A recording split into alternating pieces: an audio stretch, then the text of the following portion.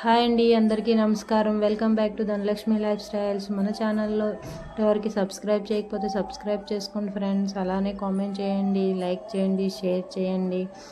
Cup మైదా పిండి తీసుకొని అందులో కొద్దిగా నెయ్యి వేసి కలపాలి. తరువాత నీళ్ళు కొంచెం కొంచెం అడ్జస్ట్ చేస్తూ వేసి ముద్ద చేసుకోవాలి. ఆ ముద్ద కూడా కొంచెం గట్టిగా వచ్చేటట్టు చూసుకోండి ఫ్రెండ్స్. తర్వాత కొద్ది కొద్దిగా పిండి వేస్తూ రోల్ చేయాలి. చక్కగా కొంచెం కొంచెం పిండి వేస్తూ రోల్ చేస్తే అండ్ లాస్ట్లో నీళ్ళు అంటించి మడత పెట్టండి.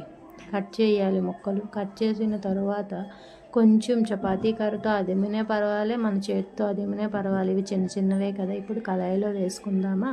చక్కగా అవి గోల్డెన్ బ్రౌన్ కలర్ వచ్చిన వరకు ఫ్రై చేయాలి. గోల్డెన్ బ్రౌన్ ఫ్రై వచ్చిన తర్వాత దాన్ని పాకంలో డైరెక్ట్గా వేసేస్తే మెత్తగా ఉంటాయండి.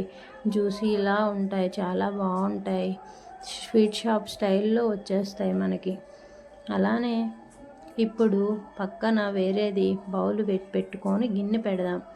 గిన్నెలో కొంచెం షుగర్ వేసుకొని, షుగర్ పాకం వచ్చినట్లుగా గులాబ్ జామ్ పాకం వస్తే సరిపోతుంది, దానికుండా కొంచెం ఎక్కువ. ఇప్పుడు అందులో ఈ చేసుకున్న చిన్న కాజాలు, కొంచెం బాదుషా అవన్నీ వేసి కలిపేద్దాం. కలిపి సర్వ్ చేసుకుంటే చాలా టేస్ట్గా, చాలా రుచిగా స్వీట్ షాప్ స్టైల్లో చిన్న చిన్న చిట్టి కాజాలు తయారైపోతాయి మనకి. మనం బయట ఏదేదో తినకుండా ఇంట్లో ఎలా ట్రై చేసినా ఇంట్లో ఫుడ్డే మ్యాక్సిమం తినడానికి ట్రై చేయండి ఫ్రెండ్స్. అలానే వీడియో నచ్చింది అనుకుంటున్నాను. వీడియో నచ్చితే లైక్ చేయండి, షేర్ చేయండి, సబ్స్క్రైబ్ చేయండి, కామెంట్ చేయండి. ప్లీజ్ ఫ్రెండ్స్ సపోర్ట్ చేయండి. మీరు కూడా ఒక్కసారి ఈ రెసిపీని ఇంట్లో ట్రై చేసి చూడండి. ఎలా వచ్చిందో కామెంట్ చేయండి.